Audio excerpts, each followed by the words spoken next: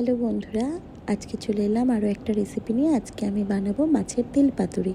প্রথমে আমি কড়াইয়ের মধ্যে অল্প একটু সর্ষের তেল দিয়ে তার মধ্যে একটুখানি রসুন ফোড়ন দিয়ে ভালোভাবে ধুয়ে পরিষ্কার করে রাখা মাছের তেলটা কিন্তু দিয়ে ভাজা ভাজা করে নিয়েছি। দেখো কতটা তেল বেরিয়েছে মাছের তেলটা।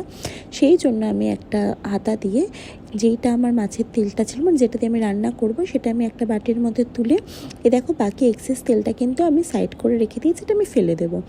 তারপর আমি আরেকটা কড়াইয়ের মধ্যে অল্প একটুখানি কালো জিরা, শুকনো লঙ্কা ফোড়ন দিয়ে কেটে রাখা ঝিরি ঝিরি করে কেটে রাখা পেঁয়াজ ও সবজির মধ্যে আমি এখানে ব্যবহার করেছি কিছুটা ঝিঙে দিয়ে ভালোভাবে একটুখানি নুন আর হলুদ দিয়ে ঝিঙেটা কিন্তু আমি নরম হওয়া পর্যন্ত ভেজে নেব।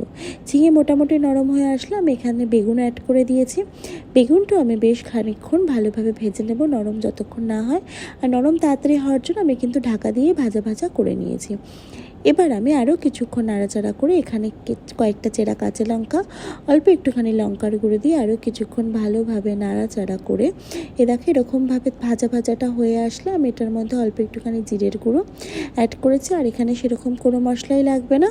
দিয়ে এবার আমি মাছের তেলটা কিন্তু এটার মধ্যে অ্যাড করে দিয়েছি। মাছের তেলটা অ্যাড করে দেওয়ার পরে খুব ভালোভাবে আরও কিছুক্ষণ নাড়িয়ে নেওয়ার পরে আমি এখানে কিছুটা মিষ্টি ইউজ করেছি, অল্প একটু চিনি ইউজ করেছি ব্যালেন্সের জন্য, আর আরও একটুখানি ঝালের জন্য কিন্তু লঙ্কার গুঁড়ো ইউজ করেছিলাম আমি। সবটাই তোমরা তোমাদের স্বাদ অনুযায়ী ব্যবহার করো।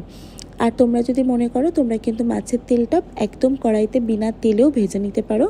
দেখো এরকম যখন টেক্সচারে আসবে তখন কিন্তু আমাদের মাছের তেলটা পুরোপুরি রেডি। এবার কড়াই থেকে নামিয়ে নিলেই গরম ভাতের সাথে দারুণ লাগবে খেতে। ভিডিওটা ভালো লাগলে প্লিজ সাবস্ক্রাইব করে দিও, আর এরকম আরও অনেক ভিডিও পেতে আমার সাথে থেকো, আমায় সাপোর্ট করো। টাটা।